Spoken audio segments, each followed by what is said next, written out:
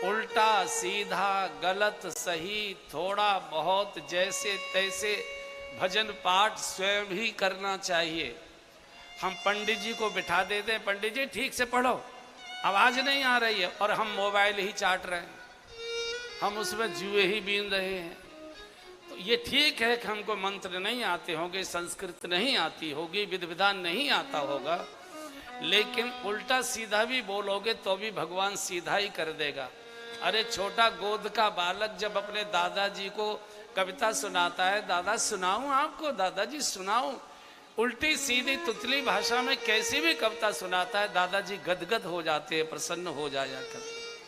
भगवान भी तो हमारे दादा दादी ही है। और अगर बिल्कुल कुछ नहीं कर सकते तो पंडित जी पाठ कर रहे हैं, अरे सोफा डालकर, कुर्सी डालकर, मूढ़ा डालकर, आसन बिछाकर आप पाठ थोड़ी देर सुन तो सकते हैं। पंडित जी पाठ करके चले गए तो भगवान के पास 2 मिनट बैठकर हाथ जोड़कर कह तो सकते हो कि प्रभु मन तो करता है कि मैं स्वयं पाठ सुनाऊं, ये शरीर काम नहीं करता है, घुटने बैठने नहीं देते, पीठ का दर्द मुश्किल कर रहा है, डायबिटीज बढ़ गई है, प्रभु मेरे बस का पाठ नहीं, मैं तो आपको प्रणाम करता हूँ। आपने अगर प्रतिदिन इतना ही भगवान से कहना शुरू कर दिया, ये जो पीतल के गोपाल जी आप क्या रखे हुए, जो पत्थर की मूर्तियां भगवानों की रखी हुई है, ये मूर्तियां मुस्कुराने लग जाएंगे। आप देखेंगे कि मूर्ति इस्माइल दे रही है और वो संकेत कर रही है, कोई बात नहीं, तू अपना काम कर, मेरे पास पाठ की पुस्तक रख दे, मुझे और कोई काम है नहीं, तेरी ओर से मैं ही तेरा पाठ करता रहूंगा। लेकिन बैठो तो सही। हमने कई पिताओं को ये कहते सुना है, कोई कहे कि भाई आपका लड़का आजकल बहुत परेशान, क्या बात? बोले हम क्या करें भैया, हम तो बहुत कुछ करने को तैयार हैं, लेकिन हमारे पास बैठता ही नहीं है। बैठे तो सही, तब तो पता लगे कि उसकी क्या स्थिति है।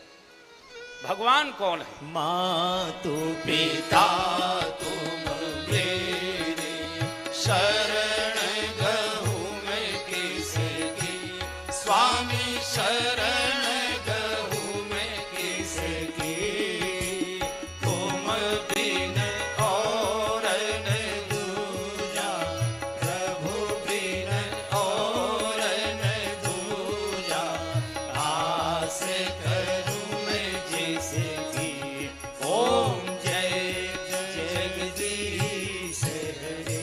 अरे वो तो हमारे माता पिता के भी माता पिता है, वो दादाजी है, और अपने दादाजी की गोद में बालक कैसे भी बैठ सकता है।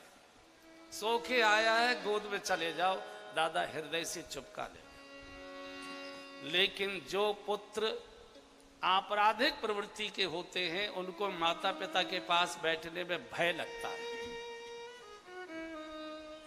भगवान के पास भी अगर बैठने में मन नहीं कर रहा है तो कहीं ना कहीं हमारी प्रवृत्ति बिगाड़ की ओर जा रही।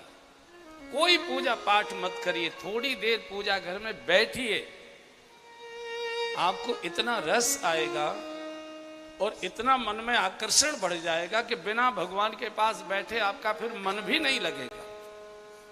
पहले बैठने का मन नहीं करता था, अब बिना बैठे मन नहीं लग रहा है। थोड़ी देर जरूर बैठना शुरू करिए, हाय हेलो कुछ तो प्रणाम करना शुरू करिए। आपके जीवन में बहुत आनंद का उजाला होगा, आपको बहुत